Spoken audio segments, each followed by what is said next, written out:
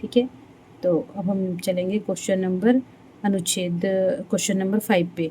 अनुच्छेद 143 किस नाम से भी जाना जाता है? एक तो अनुच्छेद ये है, और ये राष्ट्रपति के संदर्भ के नाम से प्रेसिडेंटियल रेफरेंस। ओके, ठीक है। अभी करंट में महानदी नदी के बारे में आया हुआ है कि इसमें क्या विवाद है। ओके, तो पहले हम जानेंगे कि महादयी नदी कहाँ का उद्गम कहाँ स्थित है। तो ये कहाँ पे है? तो ये है पश्चिमी घाट, कर्नाटक। ओके, चलिए अब इससे दूसरा क्वेश्चन है, इससे रिलेटेड दूसरा क्वेश्चन है कि महादयी नदी किस राज्य में मांडवी नदी के नाम से जाना था?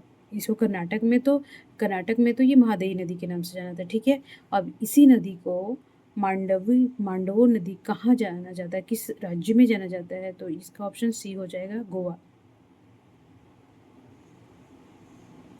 ये उसी का है। चलो ओके, ठीक है, ये तो हम कर लिए हैं।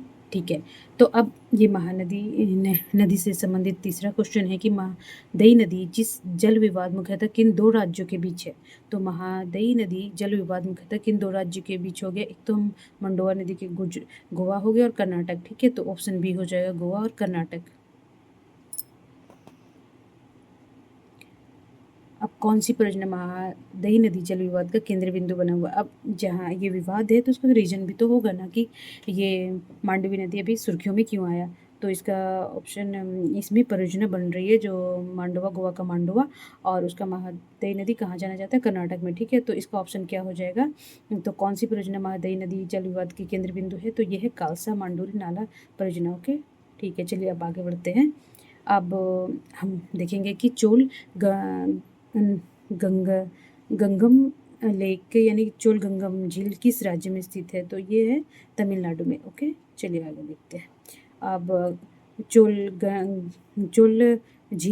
गंगम झील का मुख्य स्रोत क्या है?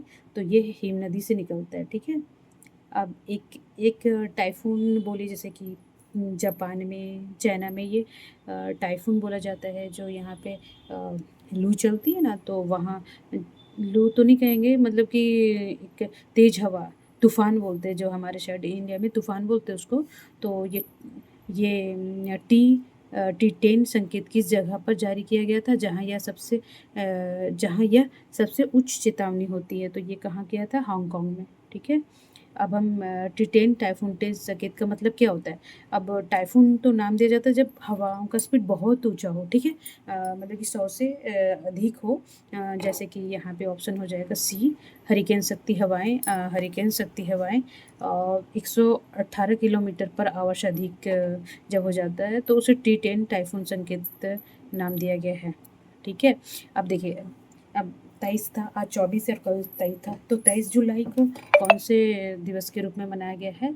तो ये भारत में राष्ट्रीय प्रसारण दिवस के नाम से 23। तो इसका ऑप्शन क्या हो गया? भारत में राष्ट्रीय प्रसारण दिवस कब मनाया जाता है? तो इसका ऑप्शन हो जाएगा 23 जुलाई। चलिए, अब ये राष्ट्रीय प्रसारण दिवस का लक्ष्य क्या है? अब जब राष्ट्रीय कोई दिवस मनाया जाता है तो उसका लक्ष्य भी तो होता है, यूँ नहीं कि ऐसे ही खर्च कर दिया जाए, दिवस मनाया जाए। तो इसका क्या होता है कि जो रेडियो प्रसारण की शुरुआत की वर्षगांठ मनाया जाता है राष्ट्रीय प्रसारण दिवस के लक्ष्य पे। अब रेडियो एक सदी की सूचना, मनोरंजन और शिक्षा, ठीक है, थीम किस वर्ष की थी? तो ये इसका ऑप्शन हो जाएगा ऑप्शन बी, 2024। ओके, तो रेडियो एक सदी की सूचना, मनोरंजन, शिक्षा, ये कब कब का हो जाएगा? 2024 का, सॉरी। तो क्योंकि अब देखिए आगे, रेडियो एक सदी सूचना, मनोरंजन, शिक्षा, थीम 2024 हो गया। ठीक है, 2025 में राष्ट्रीय प्रसारण दिवस के लिए कोई आधिकारिक थीम घोषित नहीं की गई थी। इस वर्ष का ध्यान किस पर केंद्रित था? अच्छा चलिए, ठीक है, थीम भी घोषित किया जाता तो उसी थीम पे 1 साल तक काम किया जाता है। बट अगर थीम नहीं भी घोषित किया गया हो तो मनाने का कोई उद्देश्य तो होगा ना। तो इस साल का 2025 का उद्देश्य क्या? आधुनिक डिजिटल युग में प्रसारण की भूमिका। Thank you very much.